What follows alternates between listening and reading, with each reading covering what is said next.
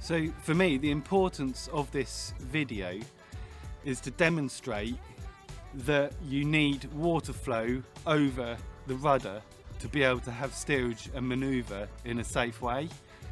So if I was to pull away from this mooring in the direction that I'm facing, I will be going in the same direction as the tide, and this could be absolutely fraught with danger because I will need to be moving faster than the tide before I've got any steerage on the rudder. And what I see all the time is boats pulling away in this situation, and by the time they've got steerage, they've just literally moved 1 or 2 boat lengths ahead. They haven't managed to get out into the river at all because they've got no steerage. And whenever I've seen anybody do this, I've never seen anybody do it successfully, and they always end up grinding down the boat that is moored on the neighbouring mooring. So in order to keep things sweet between your neighbour, it's always better off pulling away against the current and giving yourself a really good escape plan, because the moment you pull away in that direction, you've cut off all of your escape options. Everything that I'm going to talk about in this video is completely unique to this river, and I'm simply just demonstrating how I personally go about doing things. So in my last mooring video, I was using a lease, which is my 20-foot trailer sailor, and quite rightly so, a lot of people have commented, you know, it's easy with a fin keel and it's easy with a transom hung rudder because the boat will follow the rudder, and that is absolutely true. Doing it in a full keeled boat, the characteristics are slightly different because it doesn't pivot in the centre of the boat where the keel is, because the keel is essentially pretty much from the bow right to the stern, so it's got a really long profile underwater. And the pros of this is it gives you really good directional stability, but also the cons of this is that it's harder to manoeuvre, and quite often it will take a longer turning circle because it's tracking quite well in a straight line, and therefore it's going to be much harder to operate in the stern. Because it's not a transom hung rudder and the rudder is essentially fixed to the back of the keel, again it's a lot harder to kind of pivot the boat and manoeuvre it in the stern. But that said, it can be done, and that's what I'm going to demonstrate. I'm going to demonstrate casting off from this pontoon single-handed against the current flow.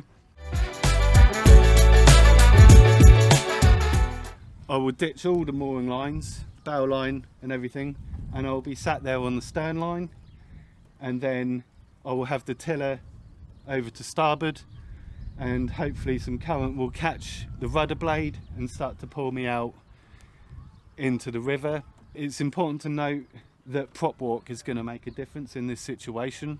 So I already know that the prop walk on this in a stern will pull the stern to starboard. It will pull it back into the dock. So in order to counteract that and be able to get the stern out enough for the current to catch the stern, I'm probably going to have to set up a bow spring that runs back to this cleat, and I'll let the boat drop into that bow spring, which will pull the bow in and the stern out. And when the stern is out enough, I will then be able to slip the spring and peel out and do my arc in the middle of the river.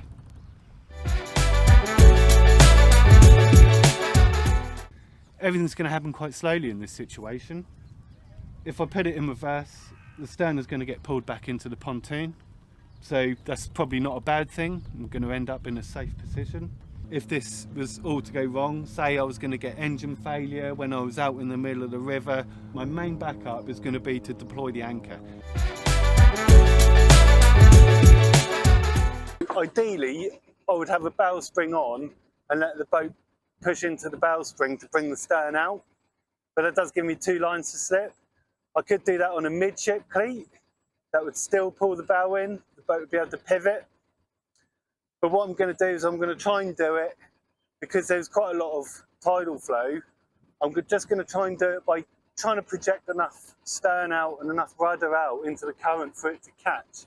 It might take me 1 or 2 times to try it, but it does mean that if I succeed, I'm only dealing with 1 mooring line, not 2. So the till is hard over, so the rudder is already projecting itself for the current. Let's give it a go. Give it a little bit in reverse.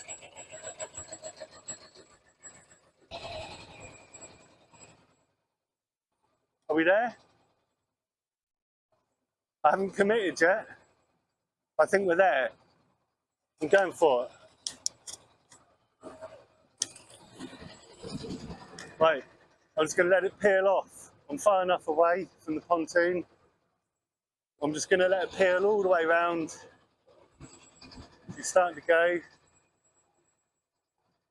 Current's pretty much caught us now.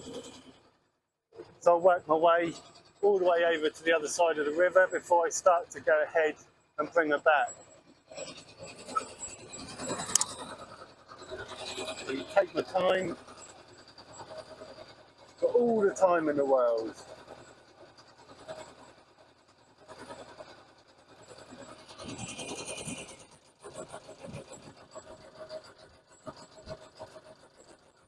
So I'm going to have to give it a really good burst ahead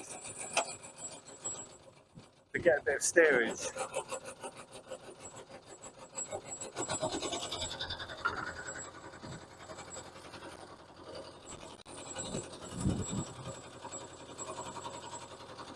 There we go. So I've got full steerage. And if I wanted to carry on going back out to sea with the tide, with the current, I can just go up here, turn around and head out.